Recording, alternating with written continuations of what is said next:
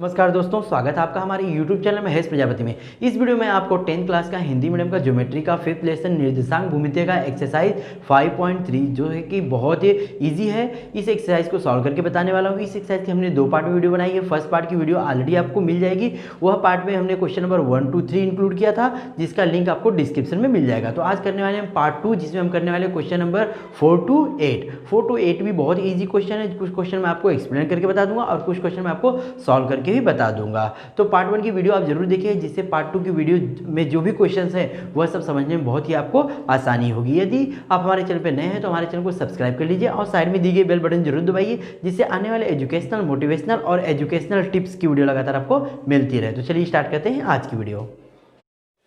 पहले हम question number 4 देखते हैं। देखिए क्वेश्चन नंबर 4 हमारा क्या है, बिंदु A 1 - 1, बिंदु B 0 4, बिंदु C -5 और 3 ये त्रिभुज के शीर्ष बिंदु है। मतलब कोई त्रिभुज है जिसके शीर्ष बिंदु कौन है, A, B और C है, जिनका कोऑर्डिनेट, जिनका निर्देशांक दिया हुआ है। और तो त्रिभुज की प्रत्येक भुजा का ढाल ज्ञात करिए। देखिए मैंने पार्ट 1 में आपको बता दिया है किस तरह हमें ढाल निकालना होता है। तो यहाँ पे हमें क्या है, 3 भुजा है, तीनों भुजाओं क्या निकालना रहेगा, ढाल निकालना रहेगा। तो पहले हम क्या करते हैं, जो बिंदु दिए गए हैं उनका हम निर्देशांक लिख लेते हैं। चलिए मान लेते हैं, यहाँ पे माना A दिया है, B दिया है, C दिया है। A का निर्देशांक हमारा है 1 - 1, B का निर्देशांक हमारा 0 और 4 एंड C का निर्देशांक हमारा दिया है -5 और 3। अब इसको हम एज्यूम कर लेंगे, माना इसलिए लिखा है तो हम यहाँ पे एज्यूम करेंगे यह हमारा x1 है और यह हमारा y1 है, यह x2 है और यह वाला y2 है, इसी तरह यह x3 है और यह वाला y3 है।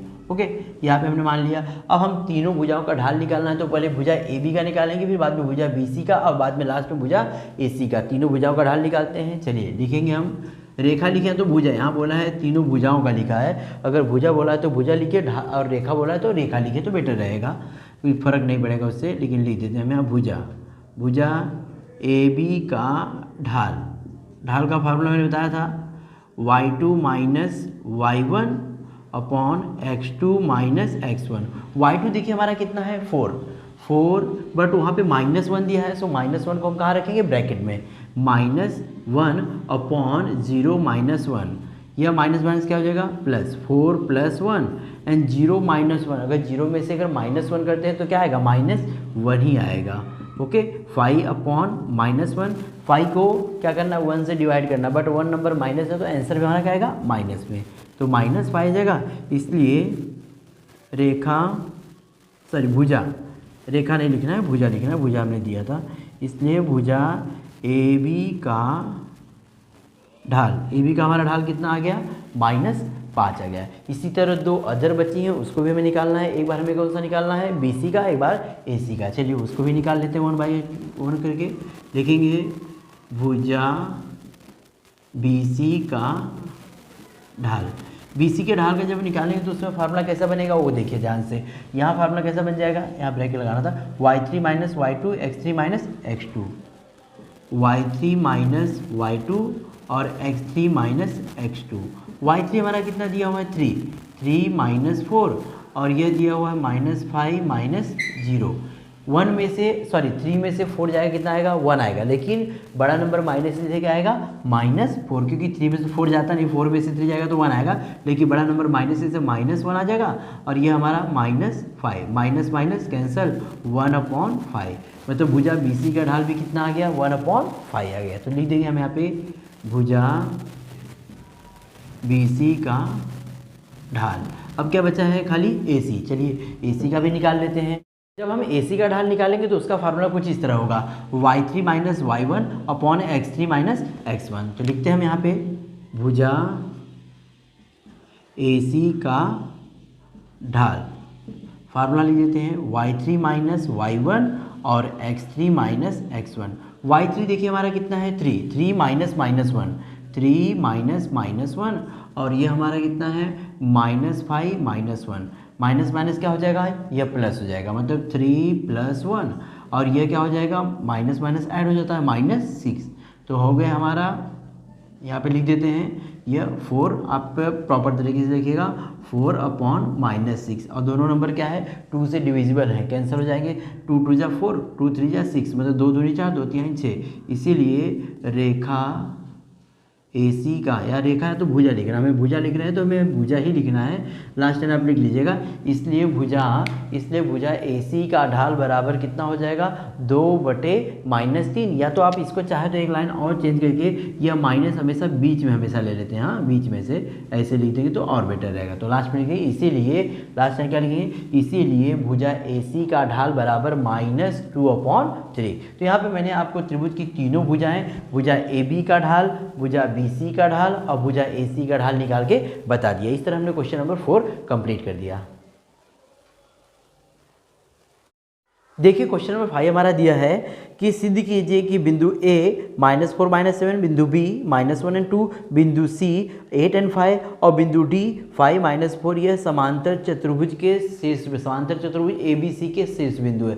अब देखिए मैंने यहाँ पे आपको एक फिगर बना के एक्सप्लेन कर दे रहा हूँ, करना आपको खुद ही है, बट मैं आपको एक्सप्लेन कर दूंगा, आपको आसानी समझ जाएगा। और इस तरह का जो क्वेश्चन है आपके एग्जाम्पल में भी दिया है, एग्जाम्पल नंबर 4 की तरह है। तो यहाँ पे देखिए जैसे मैंने मान लिया A यहाँ पे है, B यहाँ पे है, C यहाँ पे है, D यहाँ पे है। अब ये जो शीर्ष बिंदु है यह समांतर चतुर्भुज के शीर्ष बिंदु कब होंगे, जब उनकी सम्मुख भुजाएं बराबर होंगी और यह पता चल जाएगा कि यह चतुर्भुज क्या है, सॉरी समांतर होंगी, तब पता चल जाएगा यह चतुर्भुज क्या है, समांतर चतुर्भुज। अगर समांतर है तो यह सब बिंदु क्या हो गए, समांतर चतुर्भुज के शीर्ष बिंदु हो जाएंगे।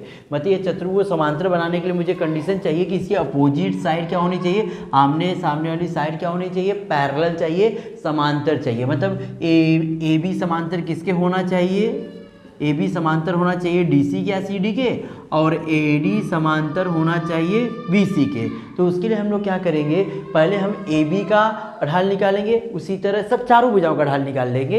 यहाँ देखेंगे AB का ढाल अगर CD के बराबर है तो दोनों रेखा क्या हो जाएंगी, समांतर। क्योंकि मैंने बोला है अगर देखिए अगर ढाल बराबर है, सपोज करिए यह देखिए दोनों ढाल बराबर है, दोनों का ढाल बराबर, दोनों समांतर हैं। ये देखिए यह दोनों ढाल बराबर है, अगर ढाल बराबर है तो रेखा क्या होंगी, समांतर। अगर देखेंगे हम अगर AB का ढाल और CD का ढाल बराबर है तो AB समांतर किसके हो जाएगा, CD के। उसी तरह जब हम दूसरा निकालेंगे AD और BC, तो AD का और BC का देखेंगे उसका भी अगर ढाल बराबर है तो ये रेखा भी जाएंगी समांतर। और यदि किसी भी चतुर्भुज में अगर समांतर चतुर्भुज की जोड़ियाँ, सम्मुख भुजाओं की जोड़ियाँ अगर बराबर होती हैं, सम्मुख जो जोड़ियाँ अगर समांतर होती हैं, यह समांतर होती हैं, तो चतुर्भुज क्या बन जाता है, समांतर चतुर्भुज हो जाता है। तो अब यहाँ निकालेंगे तो इस तरह आपको मिलेगा ही। तो आप इसको खुद से ट्राई करिएगा। 4 भुजाएं हैं, चारों भुजाओं का आपको क्या निकालना पड़ेगा, ढाल। पहले AB का, फिर BC का, फिर CD का, फिर AD का, और चारों भुजाओं का ढाल निकालने के बाद आपको पता चल जाएगा AB समांतर CD के हो जाएगा और AD समांतर BC के हो जाएगा। अब इस तरह हो गया तो लिख देखिए, आप लिख सकते हैं कि यहाँ पे चतुर्भुज की सम्मुख भुजाओं की जोड़ियाँ क्या हैं, समांतर है। सम्मुख भुजाओं की जोड़ियाँ समांतर हैं, इसीलिए दिया गया चतुर्भुज क्या हो जाएगा, एक समांतर चतुर्भुज है। इसलिए बिंदु ABCD समांतर चतुर्भुज के शीर्ष बिंदु हैं। तो इसको ट्राई करिएगा। इसका एग्जाम्पल है, एग्जाम्पल नंबर हमारा 4 दिया गया, 4 की हेल्प से आप आसानी से कर सकते हैं। अगर डाउट रहेगा तो मुझे कमेंट करिएगा, मैं आपको इसका सॉल्यूशन भी दे दूंगा। चलिए क्वेश्चन नंबर 6 देखते हैं हम यहाँ। देखिए क्वेश्चन नंबर 6 में हमारा क्या दिया है, 2 बिंदु है, एक R है और एक S है। R का निर्देशांक कितना दिया हुआ है, 1 और -1, और S का निर्देशांक दिया है -2 और K। अब यहाँ पे क्या बोल रहा है, यदि इस रेखा का RS, इस रेखा RS का ढाल -2 हो तो K का मान ज्ञात कीजिए। मतलब रेखा RS का ढाल पहले से दिया है और हमें K की वैल्यू ज्ञात करनी। तो बहुत ही आसान है, हमें जो ढाल दिया वो ढाल की जगह हम ढाल की वैल्यू रख देंगे, उसके बाद आसानी से कर सकते हैं। तो चलिए लिख लेते हैं R और S मान लेते हैं। माना हमारा R है और S है। R का निर्देशांक कितना है, 1 -1, एंड S का निर्देशांक हमारा दिया है 2 -2 एंड K। इसको हमने एज्यूम किया x1 और ये हमारा y1, इसी तरह ये हमारा x2 और ये हमारा y2 है। अब रेखा लिखेंगे, रेखा RS का ढाल। रेखा RS का ढाल का फार्मूला तो आपको पता ही है, रेखा का ढाल का ही फार्मूला लगाना है, y2 - y1 upon x2 - x1। रेखा RS का ढाल भी मैंने बताया था दिया है, कितना दिया था, -2 दिया। तो हम यहाँ पे क्या रखेंगे, -2 बराबर y2 कितना है, k -1 upon -2 - 1। -2 as it is रहेगा, यह माइनस माइनस क्या हो जाएगा, प्लस हो जाएगा, क्या हो जाएगा k+1, और यह कितना हो जाएगा -3। -3 का यहाँ पे क्या है, डिवाइड है, इस साइड आएगा तो क्या हो जाएगा, multiply. So -2 into -3 is equal to k+1, it will be how much, 3 2 जा 6, 6 is equal to k+1, 1 k की वैल्यू फाइंड करनी तो 1 का है प्लस, इस साइड आएगा तो क्या हो जाएगा minus. So k is equal to 6 - 1, k is equal to 5, तो k की वैल्यू कितनी आ गई, 5 आ गई। ओके, इस तरह हमने यहाँ पे k की वैल्यू फाइंड की। इसी तरह क्वेश्चन नंबर जो 7 है वह खुद आप ट्राई करिएगा, क्योंकि यहाँ पे भी रेखा का ढाल कितना दिया है, 7 दिया है। जैसे यहाँ पे रेखा का ढाल -2 दिया था, अब वहाँ पे रेखा का ढाल कितना दिया है, 7 दिया है। आप ट्राई करिएगा, k की वैल्यू फाइंड कर सकते हैं। अब क्वेश्चन नंबर हम लोग 8 देखते हैं। क्वेश्चन नंबर 8 देखिए, दिया है बिंदु P जिसका निर्देशांक है 2 and 4, और बिंदु Q 3 and 6, बिंदु R 3 and 1 और बिंदु S 5 and K है। तो रेखा PQ और रेखा RS परस्पर समांतर हो तो K का मान क्या K। अभी देखिए मैंने बताया था, अगर रेखा का ढाल बराबर होता है तो रेखाएं क्या होती हैं, समांतर होती हैं, और उल्टा भी अगर रेखाएं समांतर होती हैं उनका क्या बराबर होगा, ढाल बराबर होगा।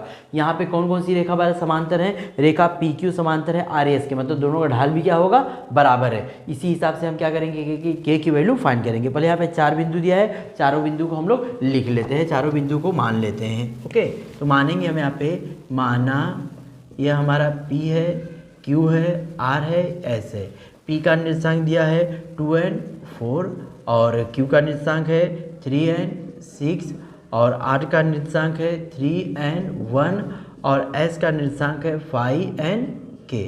मान लिया हमने यहाँ पे x1 y1, इसी तरह यहाँ पे x2 y2, यह हमारा x3 एंड y3, और यह हमारा x4 और y4 हो गया। अभी हमें कौन कौन सी रेखा समांतर दी गई है, PQ समांतर है RS के, लिखेंगे रेखा PQ समांतर किसके है, रेखा RS के।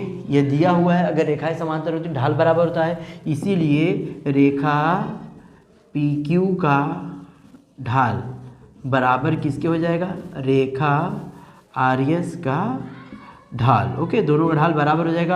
अब PQ का और RS का दोनों का फार्मूला हम एक साथ में ही लिख देते हैं, PQ की जगह PQ वाला और RS की जगह RS वाला। PQ का फार्मूला कैसे बनेगा, तो P और Q लेना है। ओके, तो ऐसे बनेगा y2 - y1 upon x2 - x1, और RS का कैसा बनेगा y4 - y3 और x4 - x3। सारी वैल्यू हम पुट कर देते हैं, k की वैल्यू हमारी फाइंड हो जाएगी।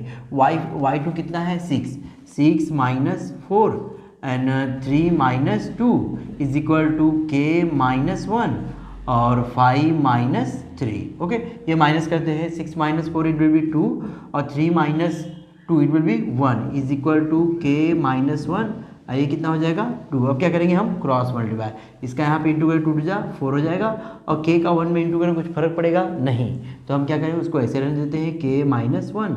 यहाँ -1 है, k की वैल्यू फाइंड करनी है तो वहाँ से 1 को हटाना पड़ेगा, 1 का माइनस है, इस साइड भेजेंगे क्या हो जाएगा प्लस, मतलब प्लस में 4 में प्लस हो जाएगा, तो k is equal to 4 + 1। So k की वैल्यू कितनी आ गई, 5 आ गई। ओके, यहाँ पे देखिए हमने क्या किया, रेखा PQ की रेखा RS समांतर था तो इसे दोनों का ढाल बराबर किया, और दोनों ढाल बराबर करते हमारे k की वैल्यू फाइंड हो गई। इस तरह हमने क्वेश्चन नंबर 8 भी कंप्लीट कर दिया। यहाँ पे हमने एक्सरसाइज 5.3 का पार्ट 2 कंप्लीट कर दिया है, जिसमें हमने क्वेश्चन नंबर 4 to 8 लिया था, और पार्ट 1 की वीडियो की लिंक आपको डिस्क्रिप्शन बॉक्स में मिल जाएगी, उसको जाकर जरूर देखिएगा, तो भी आपको पार्ट 2 समझ में आएगा। यदि मेरी वीडियो आपको अच्छी लगी तो अपने दोस्तों में जरूर शेयर करिए, यदि कुछ डाउट है तो कमेंट करना ना भूलिए। Thank you.